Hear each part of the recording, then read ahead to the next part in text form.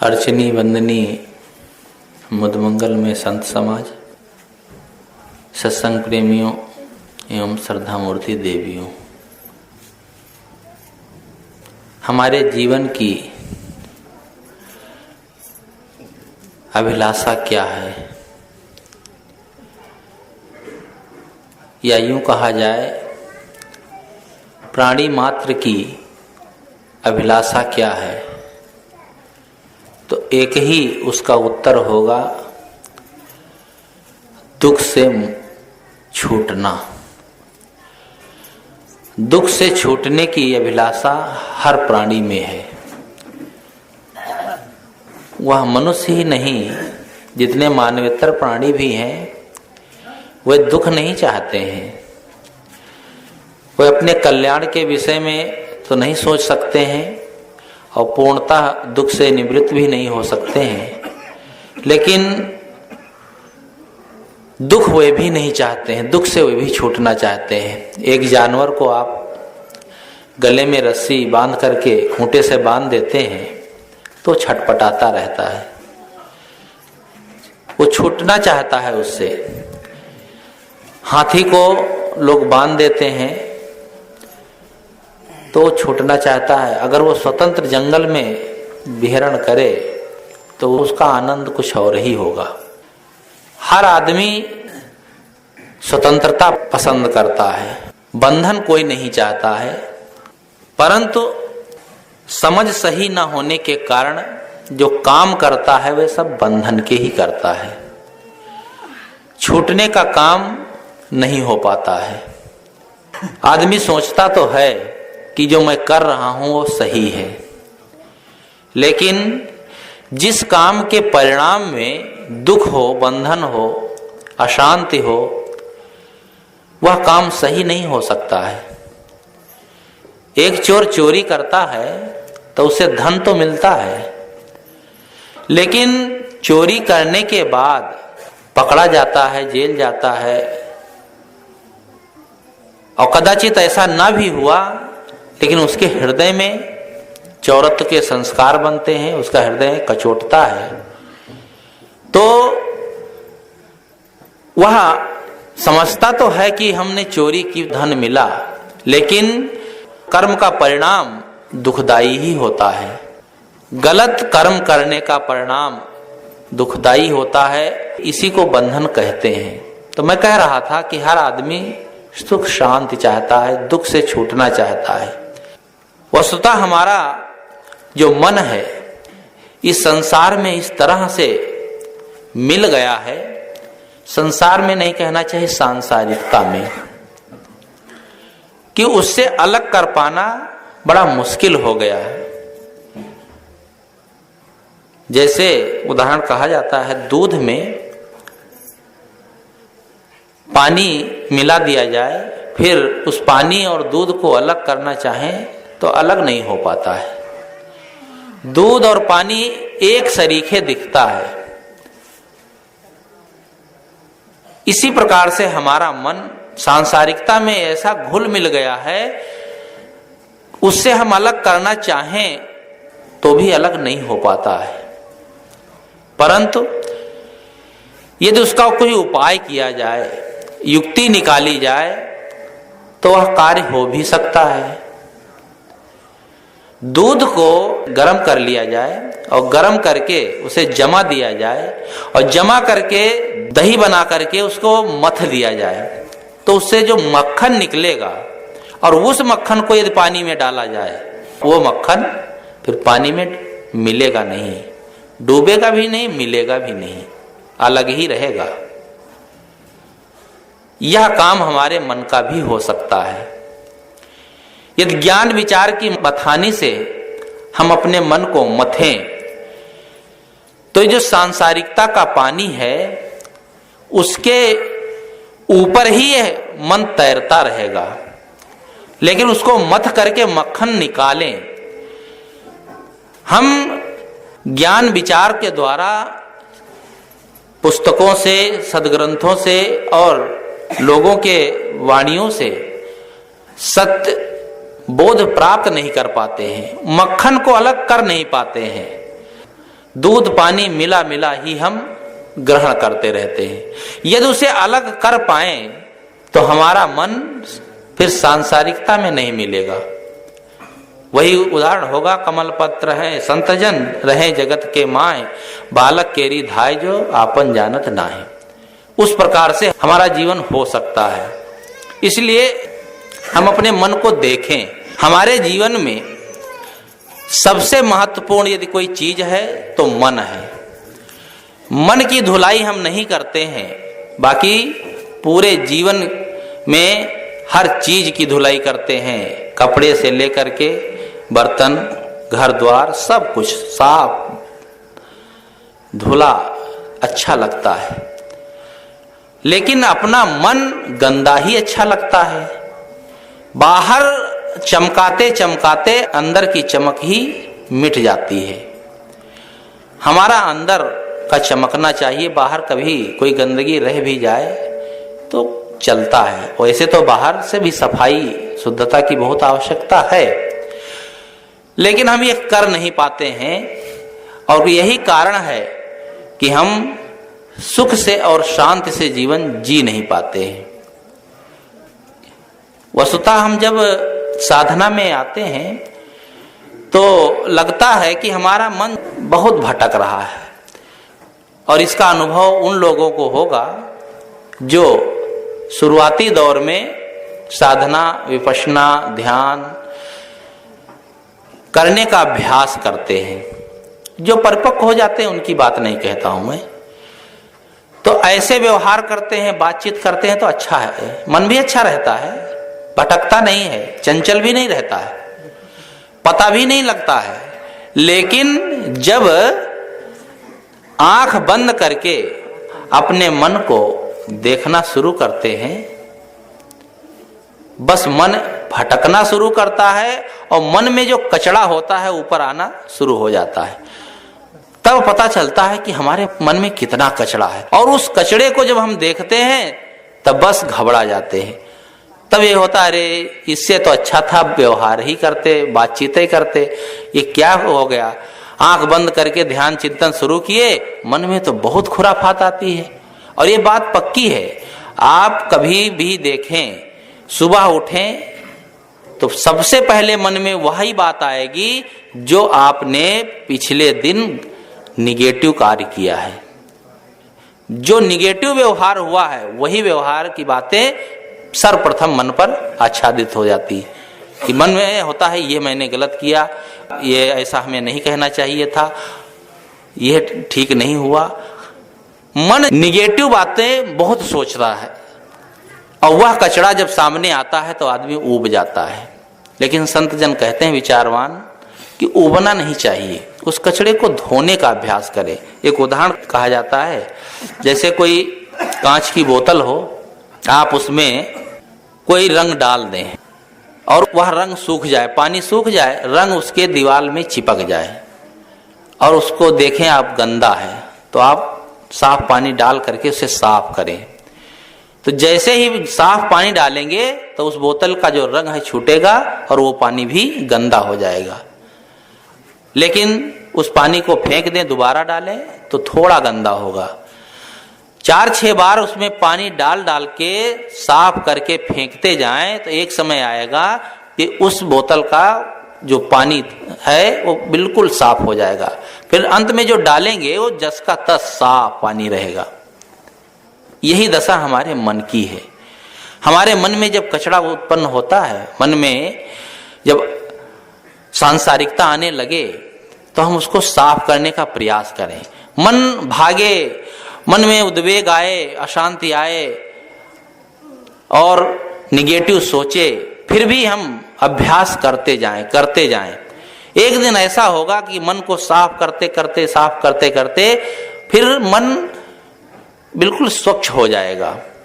अभ्यास करने से सब होता है, अभ्यास ही नहीं किया जाता। कितने लोग हैं संत गुरुजनों से कहा करते हैं, अरे ये सब कहने की बात है, मन कहाँ साफ हो सकता है, मन में तो बातें आएंगी, मन में विषय विकार आएंगे ही, क्यों नहीं आएंगे, वो तो अनादि अभ्यस्त हैं।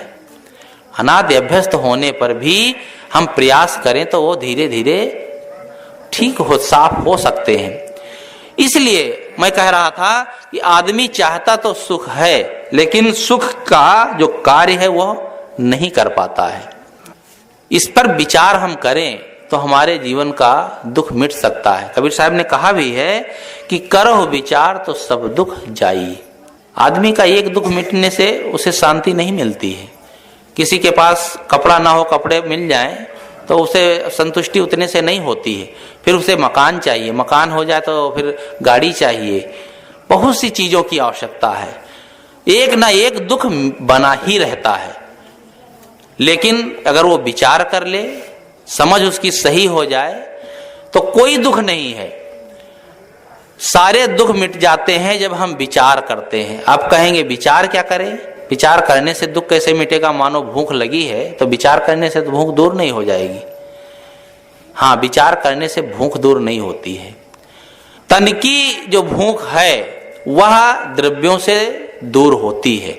और यदि बहुत आदमी आलसी नहीं है, हाथ पैर जरा सा भी चलाए तो निश्चित है तन की भूख मिट सकती है।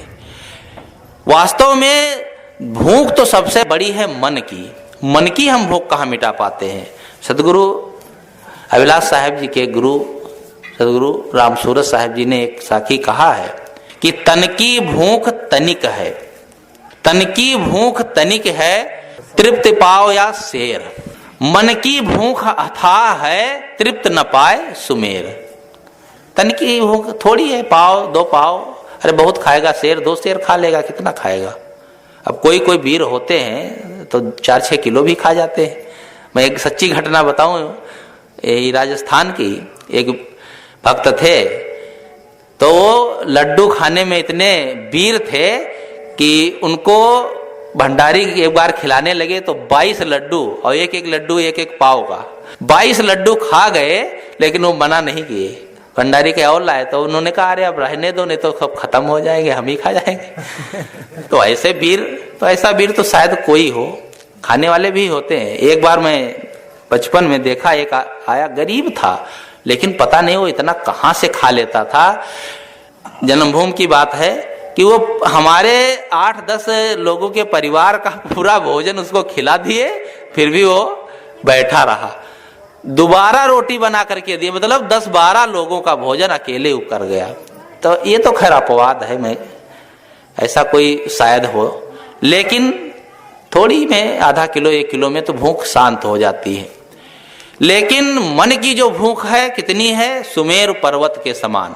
यानी सारे संसार का धन हमें ही मिल जाए, सारी सुविधाएं, सब कुछ के हम आधिपत्य बन जाएं, फिर भी मन की भूख मिट नहीं सकती है। जो 10, 20, 50 भय सत होए हजार, तो लाख मंगेगी। कोटि अरब खरब असंख्य, पृथ्वी पति होने की चाह जगेगी। स्वर्ग पताल की राज करो, तृष्णा अध की अति आग लगेगी। सुंदर एक संतोष बिना सठ, तेरी तो भूख कभी न भगेगी। केवल एक चीज की आवश्यकता है, वह क्या? संतोष।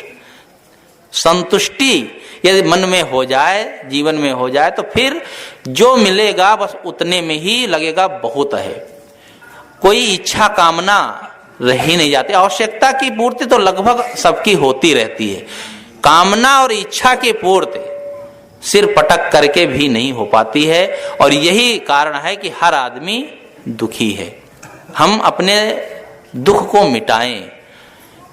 दुख आदमी मिटाना चाहता है, लेकिन कैसे दुख मिटेगा इसका उपाय नहीं जानता है। सदगुरु कबीर साहब ने हर क्षेत्र में अपनी बात कही है। जीवन का कोई ऐसा पहलू नहीं है जो उन्होंने छुआ ना हो। उनका बीजक पढ़िए, और भी ग्रंथ हैं संतों के जो उनसे संबंधित हैं।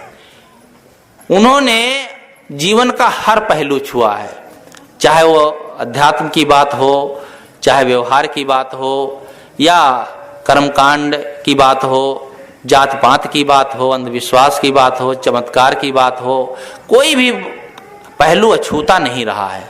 इसीलिए कबीर साहब इतना डंके की चोट पर कह देते थे कि लोग सुन करके तिलमिला जाते थे। एक कवि ने कहा है कि शब्द तुम्हारे इतने तीखे जैसे लागे तीर, किंतु भाव हैं इतने मीठे जैसे लागे खीर। अगर भाव देखा जाए तो ऐसा लगता है खीर के समान मिष्ट, लेकिन जब बोलते हैं तो लगता है तीर मार दिए। कारण है कि जहां हमारी पकड़ होती है उससे हम अलग हट नहीं पाते हैं, इसलिए संतों के जो विचार हैं वे तीखे लगते हैं। कबीर साहब की बात सीधे सीधे अगर कोई सुने तो तीखा लगेगा।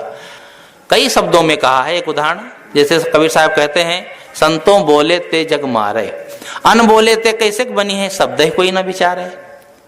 कबीर साहब कहते हैं, जब मैं कुछ बात कहता हूं, किसी के सामने कोई समझाता हूं कि ये भैया गलत है, ये ठीक नहीं है जो तुम कर रहे हो, तो लोग मारने दौड़ते हैं, नाराज होते हैं, लेकिन बिना बोले रहा भी नहीं जाता है। क्योंकि लोगों को भटकते हुए देख करके संतों का हृदय पिघल जाता है, संतों का हृदय द्रवित हो जाता है, इसलिए कहना ही पड़ता है। लोग कहते रहते साधुओं की तो यही गाथा है, कथा है, जब देखो तो बीड़ी ना पियो, सिगरेट ना पियो, शराब ना पियो, ये ना करो, वो ना करो, बस ये इनकी कथा है। अरे भाई कथा नहीं है, ये सबके जीवन की व्यथा है, और उस व्यथा को देख करके संतों को रहा नहीं जाता है, क्योंकि लोग बात समझते नहीं हैं और उसका परिणाम क्या है उसको जानते नहीं है, इसलिए संतों को कहना पड़ता है। जो आदमी भव से पार हो जाता है वही आदमी भव से पार करने की बात कह सकता है। तो कबीर साहब कहते हैं कि संतों बोले ते जग मारे, अन बोले ते कैसे बनी है, शब्द ही कोई ना विचारे। शब्द पर कोई विचार भी नहीं करता है। लेकिन एक बात ध्यान दें, कबीर साहब कहते भी क्या है, ऐसी बात भी कहते हैं कि लोग मारने दौड़ेंगे ही। पहले जन्म पुत्र का भयउ, बाप जन्मिया पाछे, अब बाप पुत्र की एक नारी, ये चलत कोई काछे। अब इतनी कठोर बात कि पहले पुत्र का जन्म हुआ, उसके बाद बाप का जन्म हुआ, ये भी उल्टी बात। और उसके बाद कहते हैं कि बाप पुत्र यानी पिता और पुत्र की एक ही स्त्री है। अब ये कोई कहेगा तो नाराजगी तो होगी ही। अब कबीर साहब ऐसी बात कहते तो लोग नाराज होते हैं। शब्द तो तीखे हैं जरूर, लेकिन उसका भाव भी देखा जाए, व्यवहारिक ही भाव लगाया जाए तो बड़ा सरल है। पहले जन्म पुत्र का, पहले जन्म किसका होता है? किसी के घर में कोई जन्म लेता है बच्चा तो क्या कहते हैं, उनके घर में बाप जन्मा है कि कहते बेटा जन्मा है? सब लोग तो यही कहते हैं ना कि उनके घर में पुत्र जन्मा है, बेटा जन्मा है, बाप जन्मा कोई नहीं कहता है। वह पुत्र जब बड़ा होता है और उसकी जब शादी होती है, और शादी होने पर भी नहीं, जब उसके बेटे होते हैं तब वो बाप बनता है। तो पहले तो वो पुत्र बना ना, जन्मा तो पहले पुत्र के रूप में, बाप तो बाद में जन्मा। तो पहले जन्म पुत्र का हुआ कि नहीं हुआ?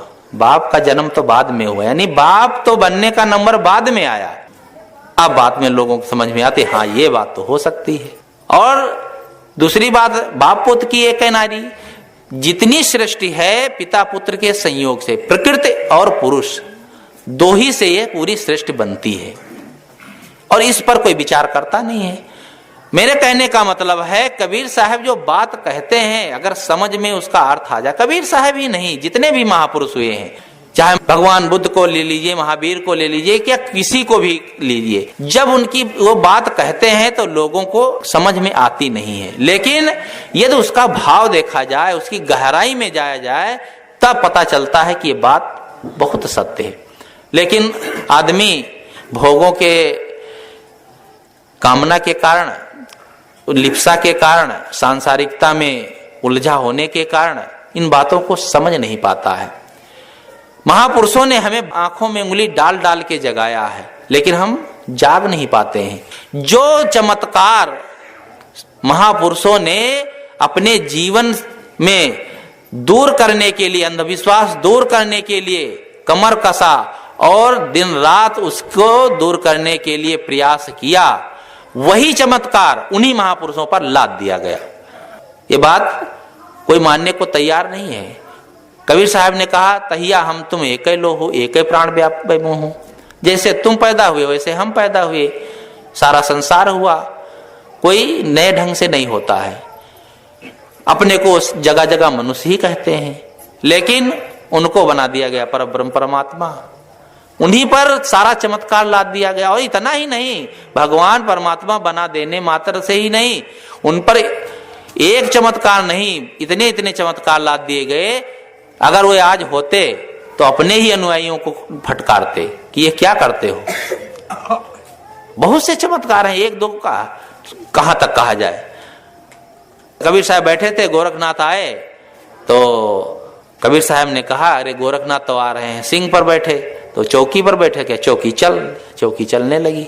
अरे सिंह पर तो कोई बैठ भी सकता है, चल भी सकता है, चौकी कैसे चलेगी। गोरखनाथ त्रिशूल पर बैठ गए, कहा आओ कबीर साहब थोड़ा सत्संग हो जाए। त्रिशूल भी था 9 हाथ का, तो कबीर साहब एक धागा फेंका तो 40 हाथ ऊपर चला गया, उस पर जाके बैठ गए। अरे त्रिशूल कोई मजबूत बना दिया जाए तो उस पर कोई बैठ भी सकता है।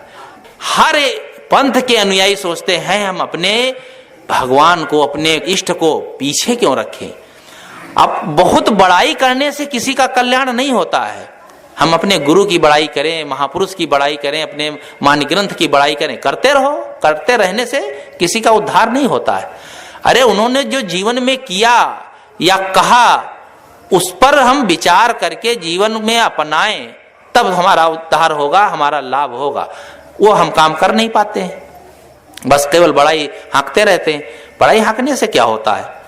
इसलिए अंधविश्वास, चमत्कार और जहां तक भ्रम मान्यताएं हैं, इन पर हम विचार करें और उससे अपने आप को पार करने के विषय में सोचें।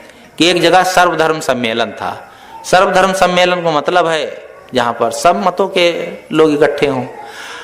अब वहां पर जब 50 प्रवक्ता हैं, इकट्ठा हैं, तो समय मिलेगा 5 मिनट 2 मिनट। तो 5 मिनट 2 मिनट में कोई प्रवक्ता क्या बोलेगा। अक्सर अपने मत पंथ की, अपने इष्ट की बड़ाई करेगा और दूसरे की निंदा करेगा। अगर कोई समझदार है तो निंदा नहीं करेगा, और क्या करेगा, बड़ाई करके छोड़ देगा। जब तो सर्वधर्म सम्मेलन शुरू हुआ तो ये पहला नंबर दिया गया जो मोहम्मद साहब को मानने वाले थे, इस्लाम को मानने वाले मौलवी जी, उनको कि भाई आप बोलें। तो बोलना शुरू किए। तो उन्होंने अपने मजहब की बड़ाई करते हुए कहा कि देखो, जो इस्लाम में दीक्षित होगा और मोहम्मद साहब को पैगंबर मानेगा, कुरान शरीफ को खुदाई पुस्तक मानेगा, उसी की जन्नत हो सकती है और दूसरे लोग जन्नत में नहीं जा सकते हैं। 2-4 मिनट में अपनी बात कहकर बैठ गए। दूसरे प्रवक्ता खड़े हुए, वो ईसा मसीह को मानने वाले थे। कहा देखो भाई, इनके यहाँ जो पैगंबर थे, पैगंबर का मतलब संदेहवाहक, संदेहवाहक और साधारण भाषा में कहा जाए तो नौकर। तो कहा इनके यहाँ तो भाई खुदा का यानी ईश्वर का नौकर आया, उन्होंने संदेश दिया। लेकिन मेरे जो ईसा मसीह हैं वे तो ईश्वर के पुत्र हैं। तो पुत्र की बात ज्यादा प्रमाणित होती है कि नौकर की। तो लोगों ने कहा पुत्र की बात ज्यादा प्रमाणित होगी भाई। तो कहा हमारे तो ईसा मसीह ईश्वर के पुत्र हैं। इसलिए जो ईसा मसीह की शरण में नहीं आएगा और बाइबिल को ईश्वरीय पुस्तक नहीं मानेगा और ईसाइयत को नहीं स्वीकारेगा, उसका कल्याण कैसे हो सकता है, वह स्वर्ग में कैसे जा सकता है। चलो भाई, उनकी बात हो गई। तब एक राम उपासक खड़े हुए। तो राम उपासक ने कहा कि देखो भाई, ये बेटा और नौकर से काम नहीं चलता है। प्रमाणित बात उसकी होती है जो डायरेक्ट हो। हमारे यहाँ तो डायरेक्ट परमात्मा आए, ईश्वर आए अवतार लेकर के, और उन्होंने अपनी बात कही। तो अवतार लेकर के जो सब प्रत्यक्ष में ईश्वर आए, उनकी बात ज्यादा प्रमाणित होगी कि ये नौकर की और ये बेटे की बात। वो तो बीच में मिला करके भी कुछ बता दिए होंगे, क्योंकि हमारे जो श्री राम हैं वो स्वयं परब्रह्म परमात्मा है। कृष्णोपासक खड़े हुए तो उन्होंने कहा देखो भाई, आधे भगवान से काम नहीं चलेगा। तुम्हारे जो राम भगवान है ना, वो 12 कलाओं से युक्त है। सुना, जैसा लिखा है वैसा बताया होगा। तो वो तो आधे ही भगवान है। हमारे जो कृष्ण भगवान है वो 16 कलाओं से युक्त है। पूरे भगवान तो कृष्ण भगवान है। जो उनकी शरण में नहीं जाएगा तो निर्यम गता है, तो नरक में जाना है। उदाहरण भी बहुत हैं। सब ऐसे उदाहरण ठोक दिए जाते हैं कि आदमी की बोलती बंद हो जाए, मुंह पर पट्टी बांध दी जाती है। इतना ही नहीं, अगर पट्टी ना मुंह पर बांधे तो उसको नास्तिक कह दिया जाता है। नास्तिक शब्द, काफिर शब्द, ये शब्द जितने हैं ये गाली है कि तुम नहीं मानोगे तो तुमको गाली देंगे। ये सब धार्मिक गालियां हैं। और इसी कारण से आदमी भटकता रहता है। वास्तव में मत मजहब सब बनते हैं और हर मत मजहब में अच्छे भी होते हैं। दूसरे की आलोचना करना, दूसरे की निंदा करके हम चाहें तो अपने मत को नहीं सिद्ध कर सकते हैं। अब ये बात जब उन्होंने कहा तब कबीर उपासक भी थे तो सोचा कि हम क्यों पीछे रहे भाई, ये तो सब बहुत आगे निकल गए। कहा देखो भाई, गुरु बड़ा होता है कि चेला? तो कहा बड़ा तो गुरु ही होता है। कहा कबीर साहब को जानते हो? कबीर साहब तो सबके गुरु हैं, ये राम कृष्ण और ईसा मसीह मोहम्मद, ये सबके तो गुरु कबीर साहब। तो कबीर साहब बड़े हैं कि ये सब लोग बड़े हैं जो महापुरुषों को गिना गए हैं? कहा वाह, तुम भी एक आए हो। कबीर साहब को 600 वर्ष पैदा हुए और ये ईसा मसीह 2000 वर्ष और मोहम्मद साहब को 1400 वर्ष, कि सब तो पहले हुए हैं कृष्ण और श्री राम, और तुम्हारे तो कबीर साहब 600 वर्ष से हुए, कैसे गुरु हो जाएंगे? कहा तुम कुछ पढ़े लिखे हो कि नहीं? अरे कबीर साहब चारों युगों में आते हैं, सत सुकृत करुणामय और मुनीन्द्र कबीर नाम लेकर के, इनके नाम भी सब रख दिए गए हैं जो जिस युग में आए। कहा जब चारों युगों में आते हैं तो चारों युगों में रहते हैं, जितने भी ये महापुरुष है सबके गुरु नहीं हो सकते हैं। अब ठोक दिए धर के बात, मतलब हम अपनी बात को ऊंचा सिद्ध कर दें। हमारे महापुरुष जो है परब्रह्म परमात्मा है, सब कुछ करने वाले हैं, करता धरता सब कुछ हैं, हमारी विजय हो जाए। विजय नहीं होती है, ये केवल लोगों को भटकाने का और अपनी बात को सिद्ध करने का जबरदस्ती एक तरीका मात्र हो सकता है, और इससे किसी का कल्याण भी नहीं हो सकता, ना तो अपना, ना तो जनता का, ना तो उन महापुरुषों का जिनकी गाथा हम गाते हैं। इसलिए गाथा न गाएं, हम उनके जीवन से अपने जीवन को देखें, संवारें।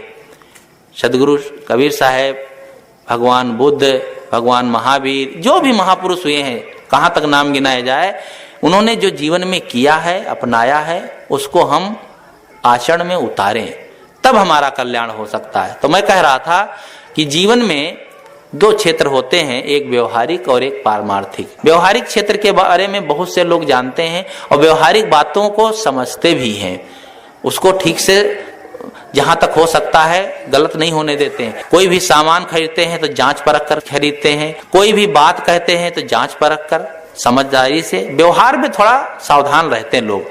अब कुछ लोग ऐसे भी होते हैं जो उसमें भी असावधान है, लेकिन जहां धर्म की बात आती है, अध्यात्म की बात आती है, परमार्थ की बात आती है, उसमें आंख बंद कर लेते हैं।